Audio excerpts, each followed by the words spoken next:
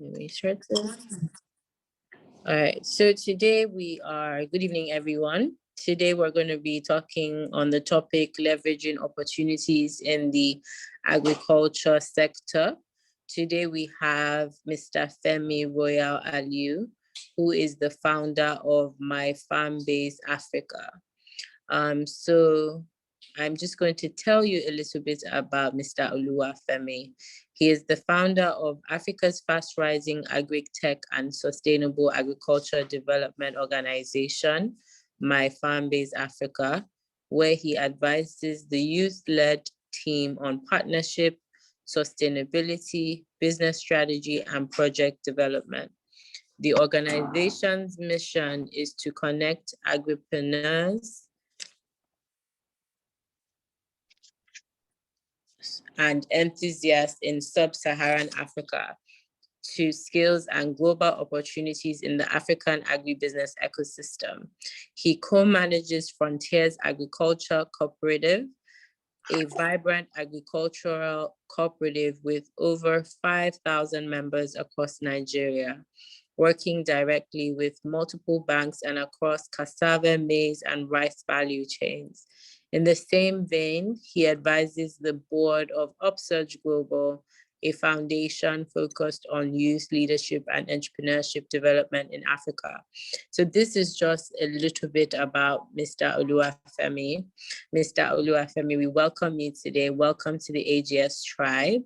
So you have the floor. And if you need anything, I will just be in the background and you can just, and I'll unmute my mic. All right. So yeah, you have the floor now. Thank you.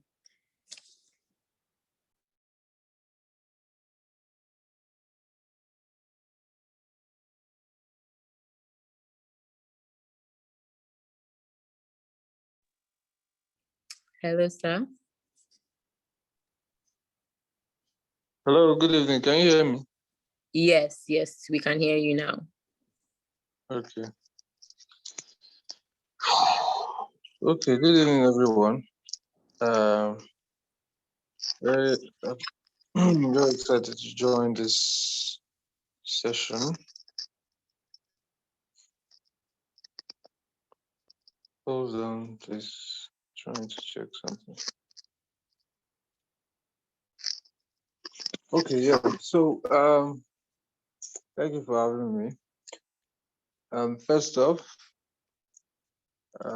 we're trying to examine the opportunities in the agricultural sector, and in the past 10 years, I've actively been engaging in the sector to pretty much be participatory. And with the experience gathered, knowledge acquired, I can say categorically and authoritatively that there are multiple opportunities in the agricultural value chain. And I believe the essence of today's meeting or today's call or what have you is for us to examine it critically to see how we could tap into it, especially those listening to me, and how we can create wealth by engaging actively in the agricultural sector. So the narrative that has been sold to us from the get-go is, a farmer is one who has hoes and cutlass, and much of the development work that is being done in the agricultural sector portrays the key players in agriculture as smallholder farmers who are, usually poor, uneducated, and all of that.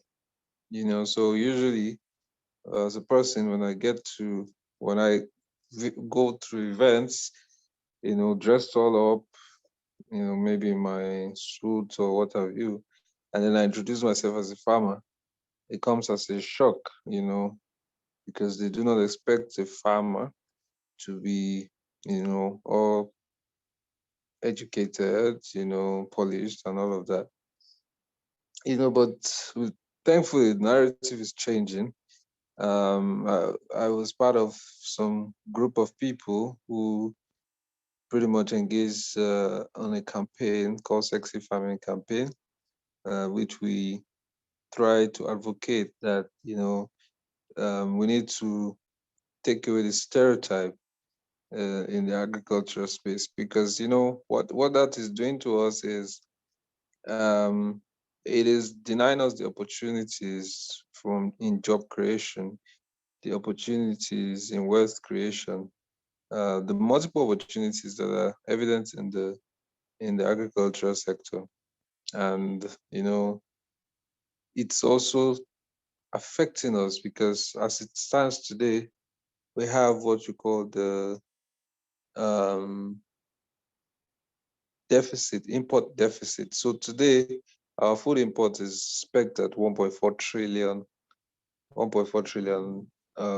naira, and we're only able to import, or to, as at 2017, we're only able to export 300 million naira worth, although now it has gone up because of the deviation from oil, and of course promoting non-oil export.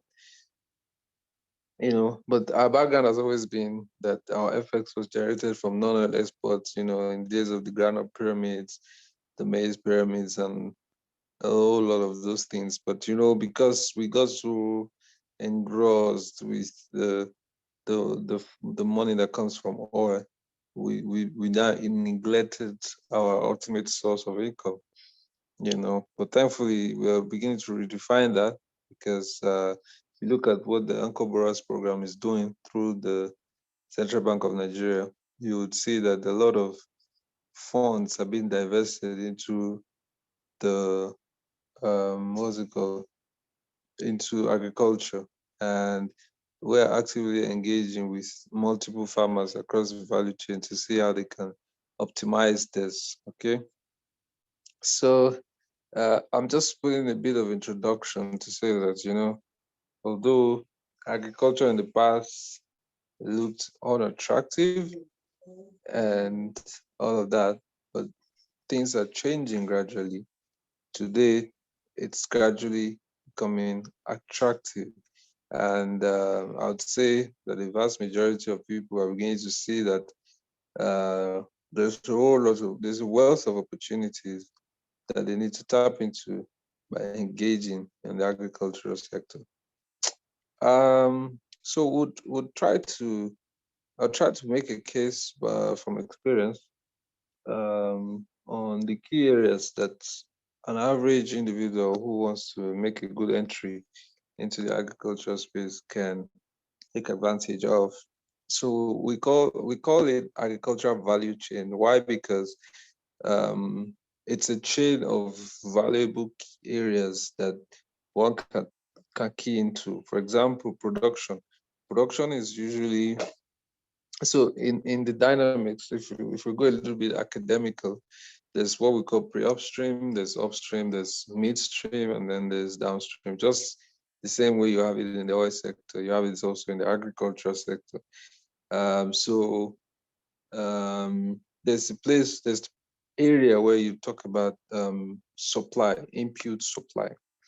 Usually you can categorize that as the pre-upstream, where you talk about inputs like fertilizers, inputs like seedlings, inputs like herbicides, agrochemicals, key activities like that. So the demand for some of these things are breakneck. For example, last between the last 2 months, fertilizer price that was usually 7 to 8,000 naira jacked up to about 12,000 to 15,000. Why? Because there was we had insufficient fertilizer in the in circulation. So those who had it, or who ordered it before now, were able to bring it out and then increase the price. So the demand was high, of course, the supply was little, and force of economics allowed that, the price was definitely going to jack up.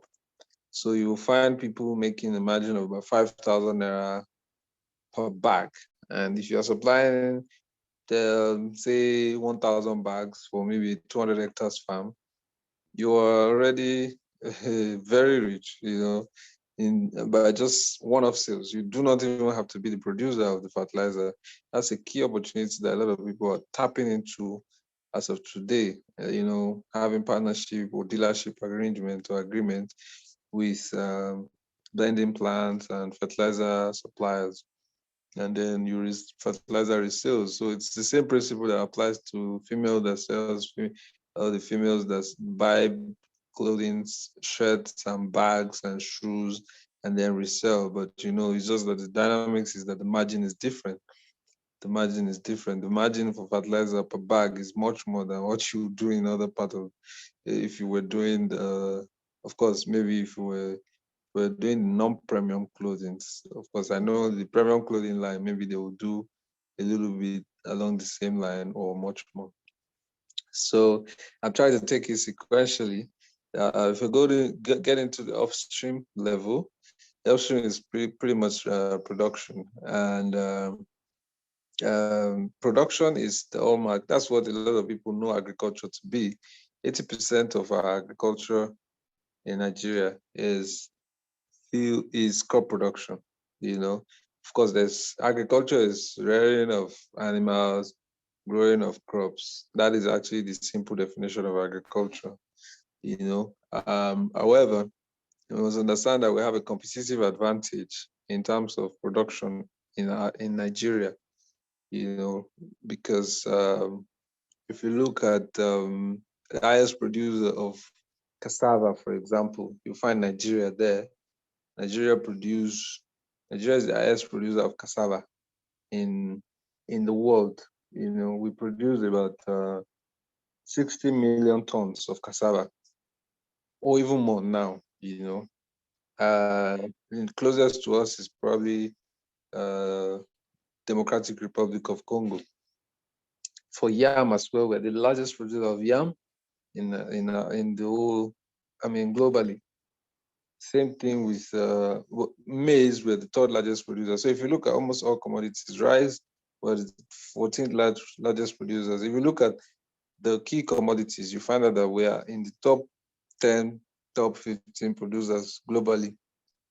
And what that means to us is that, or what that says to us is that we have competitive advantage of good land, we have quality arable land, we have good rainfall. Although recently the rainfall has been epileptic, but it still is better than like in Dubai, for example, where you have it as a desert land.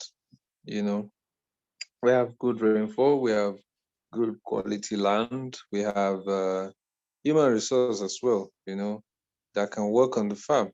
We have a vast majority of our population being youthful. And what that means is we're able to get innovation. We're also able to get the strength of the youth pushed into agriculture. Because as it is today, a lot of our agriculture is not mechanized. It's not completely mechanized. So we're not machine-based agricultural developers like the US, for example, will be where somebody can have 10,000 hectares to himself. You barely will find that happen in Nigeria. What you find is a lot of people having 0.5 hectares, 1 hectare, 2 hectares, maybe recently maximum 5 to 10 hectares where they grow their own crops for themselves. So what that means is you need a lot of young people who can go to the farm and produce. So I took it up as a responsibility for myself. I am a partner to set up our farm, a couple of years ago.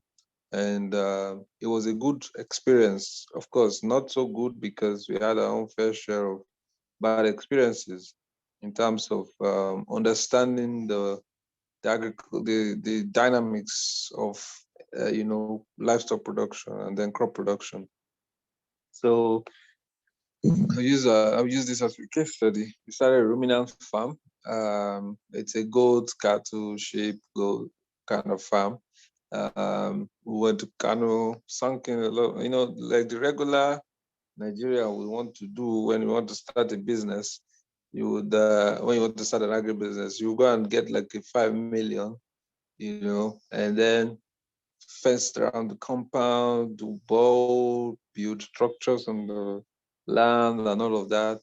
Um, not putting into, of course, maybe after going to one or two, three trainings, and you think you already know the business in full. And then you go ahead, put the money, pump it in the facility, and then after maybe 6 months, the business collapses, and then you hear, I will never do agriculture again. I'll never do agriculture again. My mentor actually fell into that trap. He had like a 10 hectares somewhere, and he had some money. So he just went to call some guys, come on, let's plant maize, let's plant vegetables. And he did. 3 months after, my mentor was like, Femi, I'm never doing agriculture again. No, no, no, no, no, no, no, no. I'm not spending any more money. I keep spending, nothing is coming out.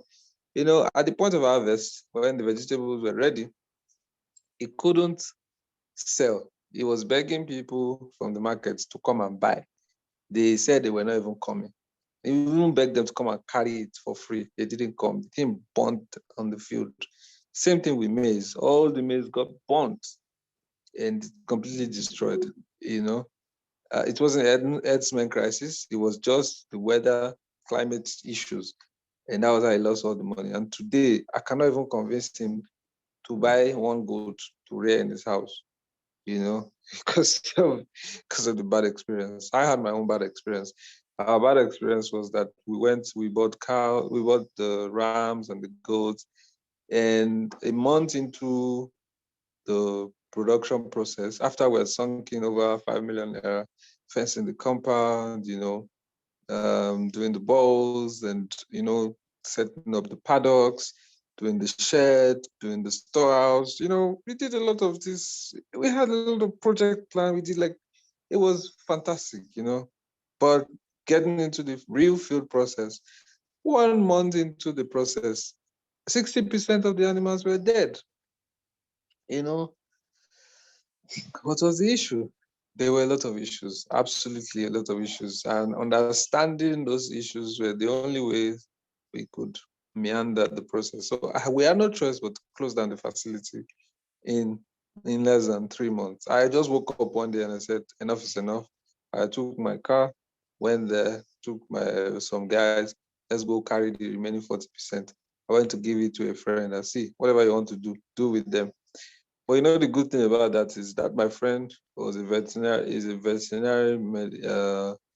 a veterinary doctor. He works with the government in Ogun State. And since I moved those animals there with him, I have a horse there, we have a cow there, we have cows, we have rams, we have goats there. I've never had a single mortality. They've even been proliferating, they've been giving birth ever since then. And it's been before the pandemic.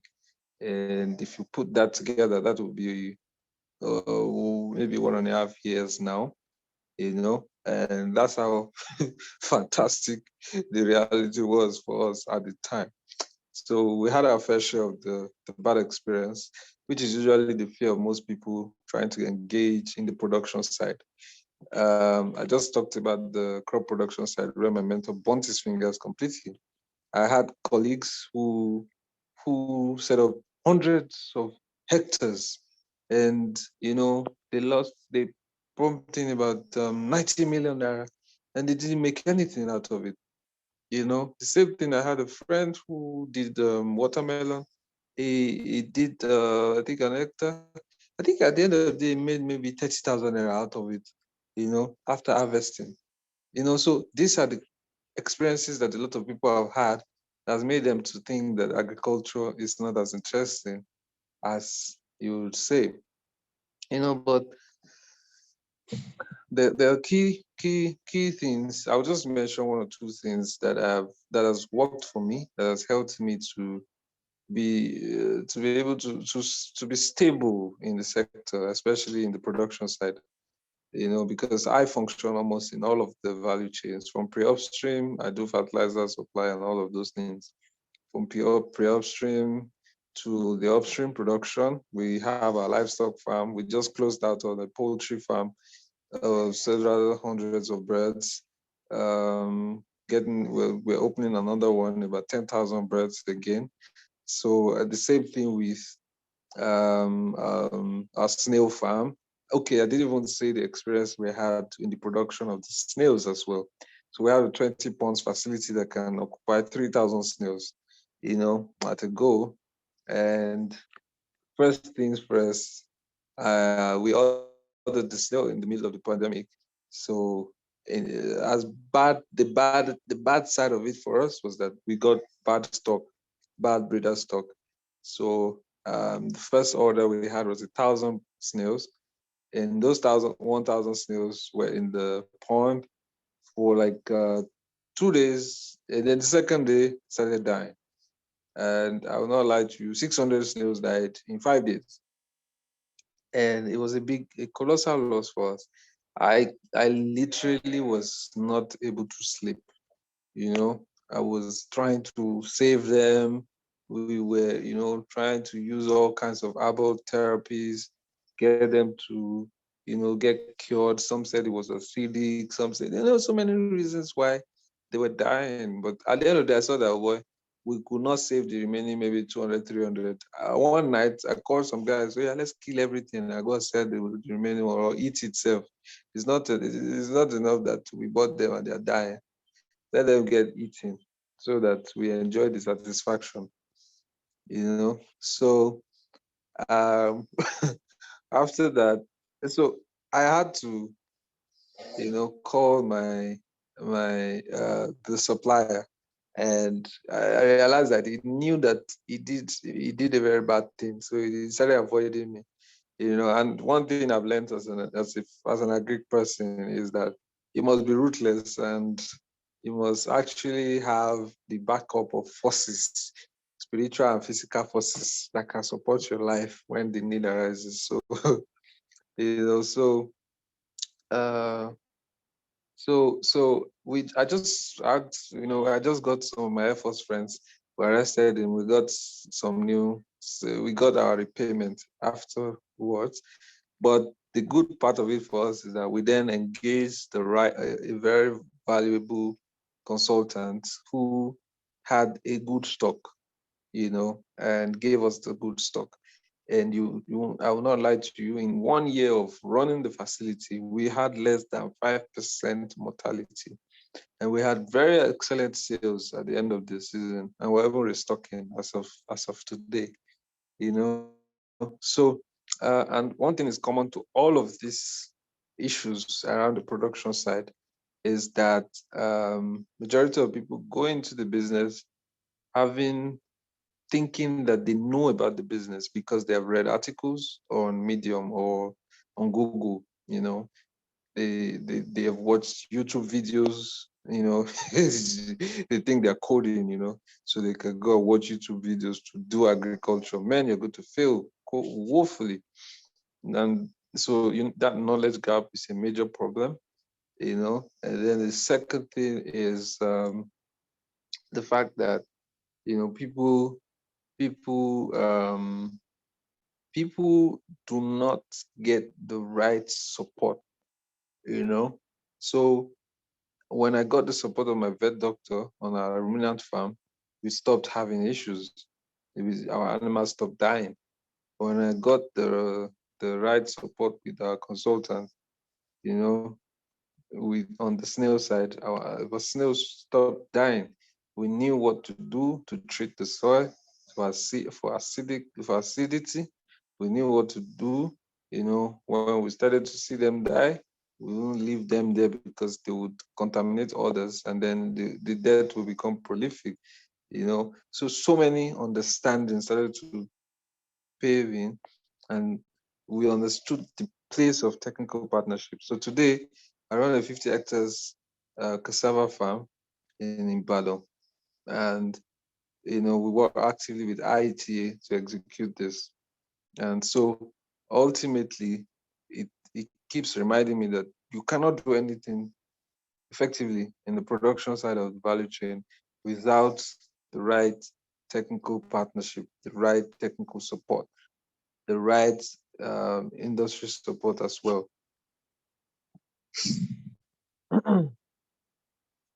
So so basically that is that. Then we can now move to the midstream, we can start looking at logistics, we can start looking at processing. So a lot of people want to get into the angle of processing. So if you want to process, you can do um, full fully you can run fully automated processing facility or partial automation processing facilities. So Gary production, for example, from cassava is good business, you know. And I forgot to mention to you that if you're in the production side, there's a lot of money in there for you because, for example, now cassava that used to be 18,000 naira 2, 3 years ago now sells for about 70,000 naira. That's massive margin. And the fear of a lot of people is that there will be glut because a lot of people are getting into the business. But you need to understand clearly that there are a lot of facilities that are coming up. Just last week, Rivers State launched its cassava processing facility. It's going to consume a lot of cassava. So the ratio of five tons of cassava is required to produce 1 ton of gari. So imagine the volume that you will need to produce the gari that will feed the whole of Nigeria. And not just gari. Now we have multiple products like HQCF, high quality cassava flour. We have a lot of products, ethanol, cassava flakes, a couple of things that are coming up like that are products that you get out of it. And that's where the processing side comes into play. So today, a lot of, the traditional way that our mothers used to make gari then, they would use some stones, and all of that, and then fry, with their mud stove and all. But now you can do like semi-automation for some of these things, or you can decide to run full automation. But the good thing is you're producing products that can be packaged, and sold to either on a B2B level or a B2C level, and then you make your margin, you know. So that is on the processes side. And but then there are challenges in the processes side, which basically is absence of power. So we don't have power in Nigeria, and it's a big deal, So you have to run on generator. But lucky for me, I have a mentor. I used to sell this Gary before, you know, even now, So he runs his facility with biofuels. So when the cassava is peeled, interestingly, he turns it to biofuel and uses it to run the facility as the machines that produce the Gary itself. So it has like an end-to-end way of coordinating the facility without having anything wasted, you know. Excuse me, please. Been traveling. So that's on the processing side, okay? Now for there's a big challenge in the logistics side of the business. That's because we do not have vehicles that will move commodities from point A to point B, and the little number of vehicles we have a lot of abnormalities, rubbish drivers, rubbish road, rubbish union, rubbish security situation, rubbish everything basically. So if one can, sort of like find a solution to some of this rubbish, or is it rubbishes now? You can find a solution to some of these things, then you cash in on it big time because right now, moving of commodities from point A to point B is very critical because you look at it from the angle of export, you look at it from the angle of the processors, you look at it from the angle of even the consumers. So today, if I want to we used to order our tomatoes, our onions, our pepper, actually from Jos, but it's a particular vehicle that will move it from those places down to the west here. So if you start to position yourself to harness those opportunities, then you're going to cash in really big on it, you know. So that is that. So for example, today we were in meetings with the MD of NEPC, and we were discussing around exports, So, like, was it last 2 weeks? We had like an order for wheat bran, 8,000 metric tons. So there's high demand for some commodities that we grow here and that are needed in other countries like Canada, like Dubai, like Canada, Dubai. Those are our core areas of export anyway, for the company that I consult for.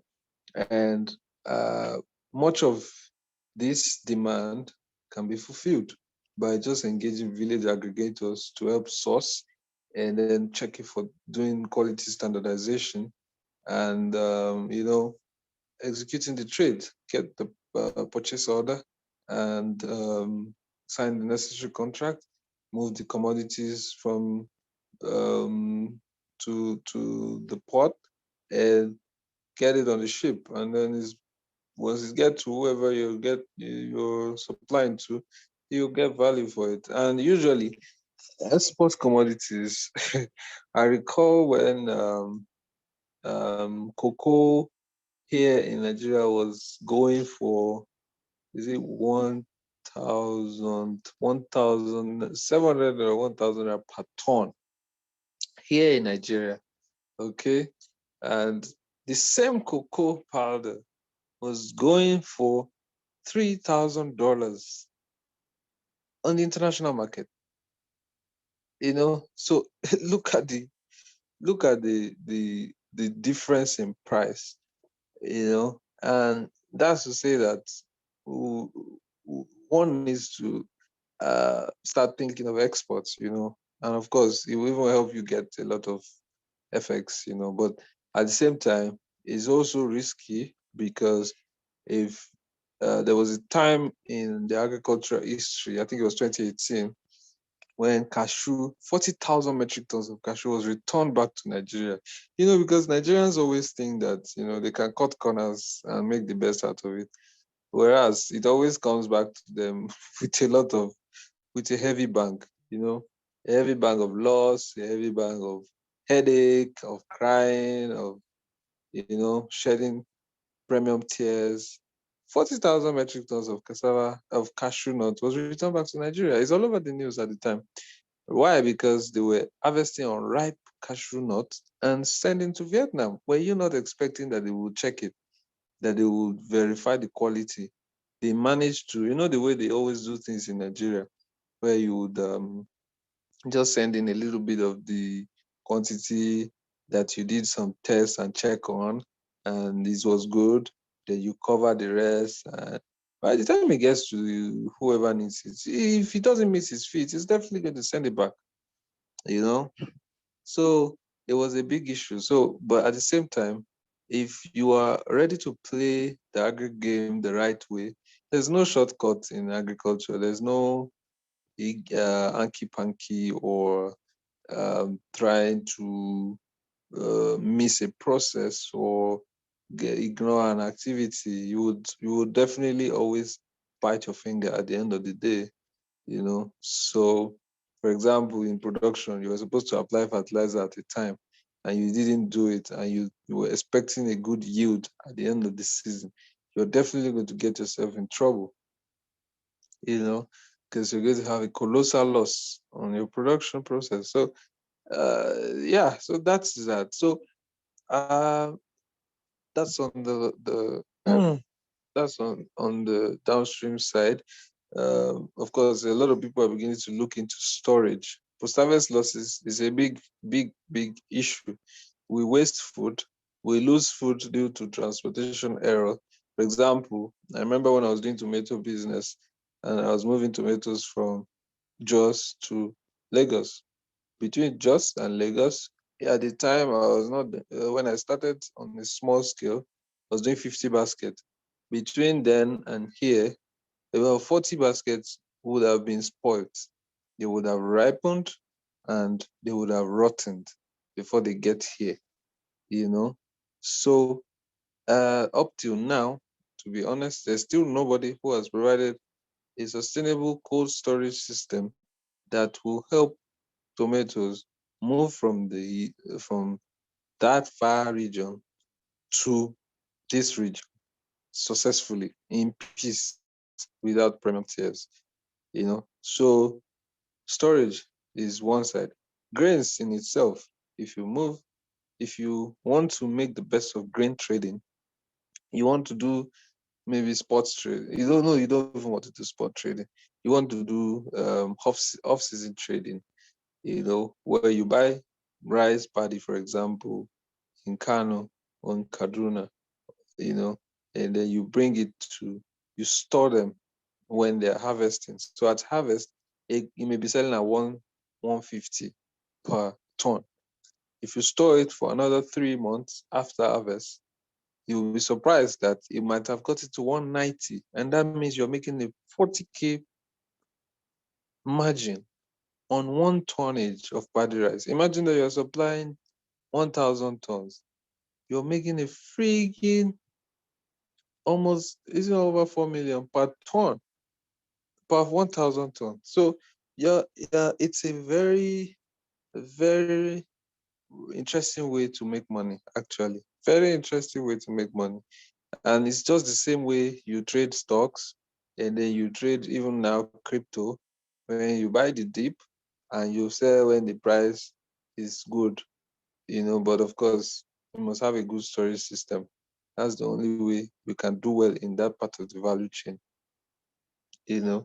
So the truth about the agricultural value chain is that there are endless opportunities and a lot of key players. For example, one of the key areas that I consult for my company, Crop IT, we do digital monitoring services as under the Anchor Borrowers program of the CBN.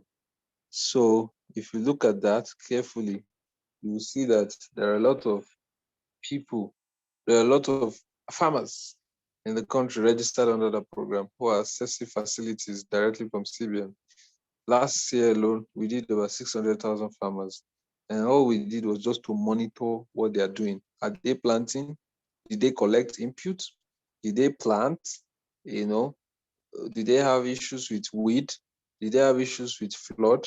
Did they have issues with fertilizer application? Did they do all that is required for them in the package of practices at the time that is required? Have they harvested? How much of these commodities have they harvested? And have they stocked them up in the wells? Has it been overtaken by the processing company, which is the last phase? All of these questions are what we answer throughout the 6 months to 9 months of the commodity lifespan. And when we answer all of those questions, we push them through leveraging technology. So it's more like you collect the data, you analyze those data, you report the data to the CBN, to the PFI, which is the bank, and then to the association that has the farmers, and you do all of that for different commodities across the country, in 36 states and the Federal Capital Territory. It's a big business, actually. And a lot of people are getting into the business from mapping to monitoring to aggregation and all of that. I could go on and on and on to explain to you how a lot of people that are in the agricultural space are now billionaires. They are now active billionaires. I think the fastest way to even make money now in Nigeria is to be in the agricultural space. Yeah, because food business is good business. Thank you.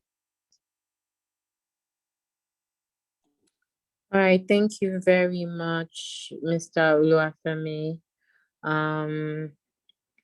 So we can move on to Q&A. So I don't know if there's anyone on here that has any questions.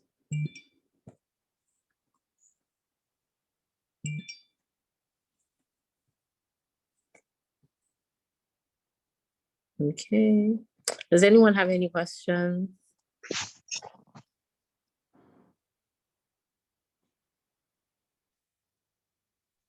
Okay. Okay, let me check the chat. Okay, Oluwatomi. Oh, sorry, Olutomi, I'm sorry, says, thank you, Mr. Femi, for the session. It was really enlightening. Apart from investing in agri-tech, what other aspects of the value chain can one invest in? Especially for those of us who are not big on getting involved firsthand, but would rather invest our funds to avoid the hypertension that comes with it. For example, how can one invest in fertilizer, etc.? That's a great question.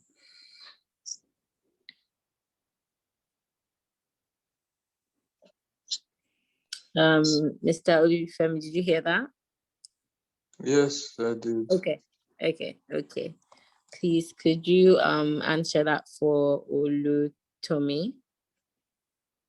Okay. Just a moment.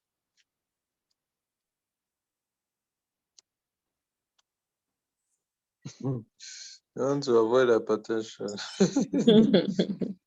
Oh my goodness. Okay, so the way to go is very simple. Last year we pioneered what we call cooperative agriculture, so that they can access cooperative financing. So one of the problems we have in Nigeria is a lot of people wanting to do things themselves, wanting to run their journey their way, and they end up realizing that they eat alone and die alone, which is a bigger problem. So how do we resolve that? By putting people into corporate structures, like a cooperative, where they can access financing. So this year alone, we've been able to bring together about 40 people, into a cooperative called Frontiers Agricultural Cooperative. I'm sure that was mentioned when my profile was being read. So basically, we get them to commit 10% of their capital as cash collateral to access the funding.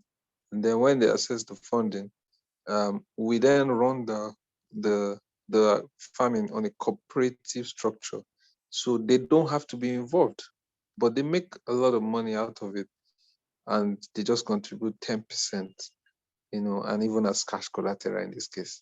So it's a good business for them because we're going to bother about hiring the machines, using the machines, getting the farm up and running. So, and once it's time, we also sell the produce. And all we do to you is we pay down your loans from the bank, which is a 9% interest rate, and then we give you back your outputs. That's what we've been doing.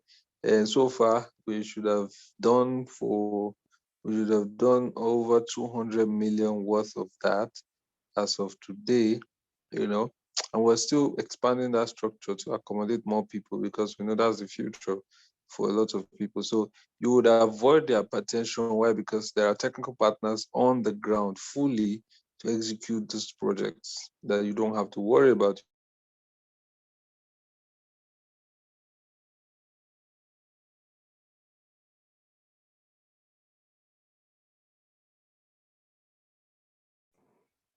You can go to them. I got and 4 of them were killed by our security structure on the farm. So, I don't have to worry about whether one herdsman is somewhere or not. We're armed, they're armed, and they're protecting. So even when I want to visit, I just take my own security.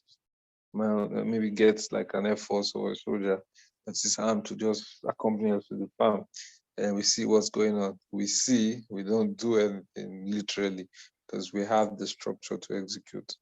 So that's one way you can avoid hypertension in agri. And most importantly, working with consultants, not consultants that went to read Google and then came to spend your money and help you waste it even the more. Don't try to run away from those people.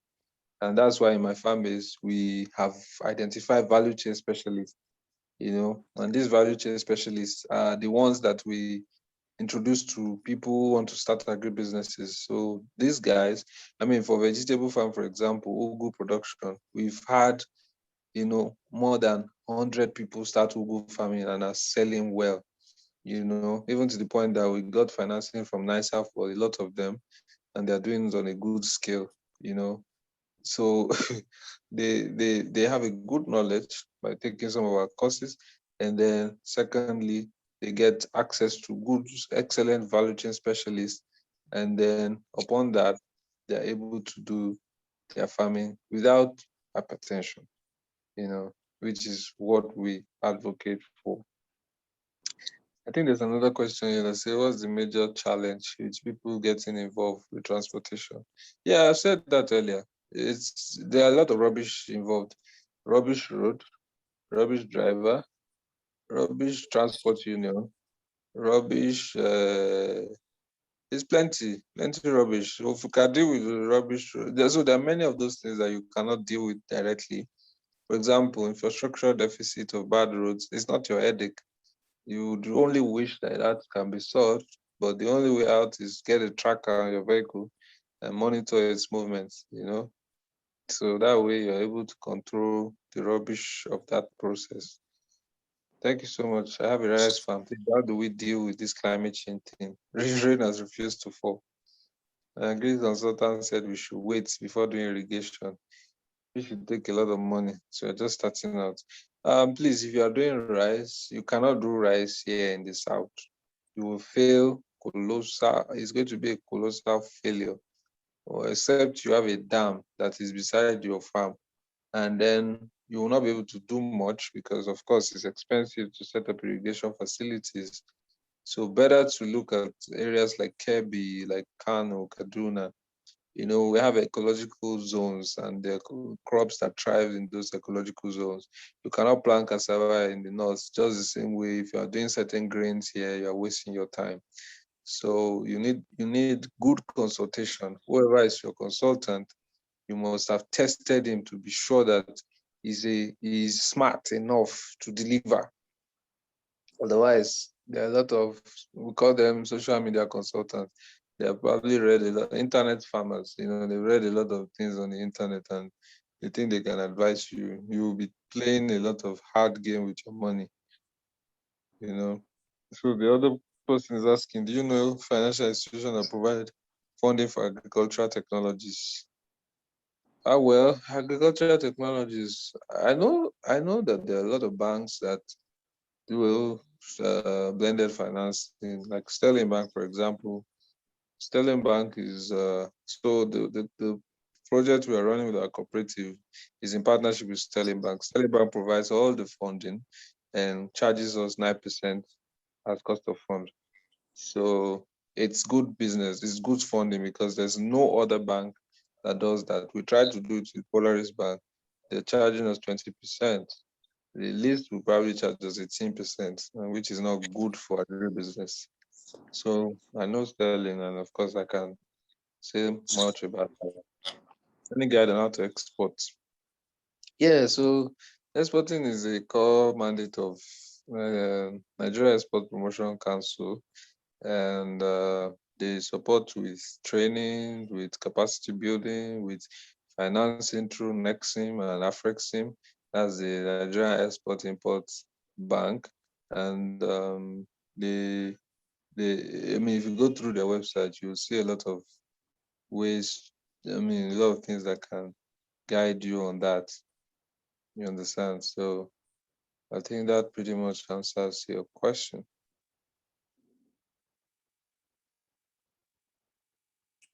Okay. Thank you so much, sir. I think you've answered everyone's questions so far. So I know you were answering the question about transportation. And so I wanted to ask, is road the only way we can transport in Nigeria? Like, is that they don't have like cargo planes or anything like that as alternative options, or is it that it's just too expensive for the venture? Okay, so Right. When you say, so there's domestic transportation and then there's cross-border transportation. So when you talk cross-border, for example, then you're talking export, and your mandate is to get these commodities from where they're stored to the port, and then it can be shipped to other the countries where it's needed. That may not be that may not be your worry, but your major worry is domestic transportation, which is mostly facilitated by road and by rail.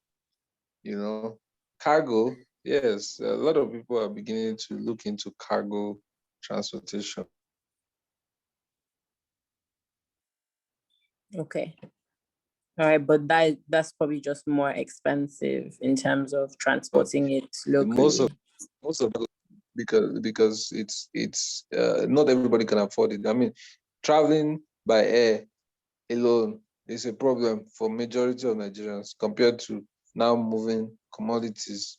You know how expensive that would be. So, and if you look at the rail is just being developed. Mhm. So we're hopeful that the rail will come solve that problem of connectivity between the states. However, if you look at it, we're only left with road to move all our commodities, um, onions, pepper, tomatoes, all of these things that we consume here. I mean, look at what happened when the northern guys were threatening to not move commodities here. They were blocking the roads because they know these trucks, even the cows, even the goats, the livestock, they're mostly moved by road. I mean, so there's no way that you can take out road system from agricultural transportation. However, we still have underdeveloped roads, and it's only our cry that the government will do the needful by making sure that the roads are well structured to accommodate the easy movement of commodities across the country. Okay. All right. Okay. Thank you so much, Sab, for your time and for answering all the questions. I just want to do any last call for any more questions, leveraging opportunities in the agricultural sector. So we have Mr. Femi here. So if you have any last questions, we have about a minute to go if you wanted to ask. If not, um, I would just, okay, I don't think we have any more questions. All right, I would just say thank you so much, sir, for your time. It's been a great session. Um, you've touched on so many aspects of agricultural sector. I didn't even know so many snails could die in such a short period of time.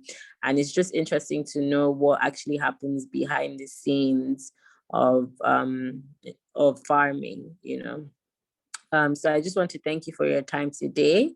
And thank you even to the tribers for making the time out to be here today. The recording will be up on the app. So in case you know someone that needs to benefit from this and has missed this, and I just want to wish everyone a good evening. So thank you so much, everyone. Good night. Good night. Alrighty. Bye-bye. Bye.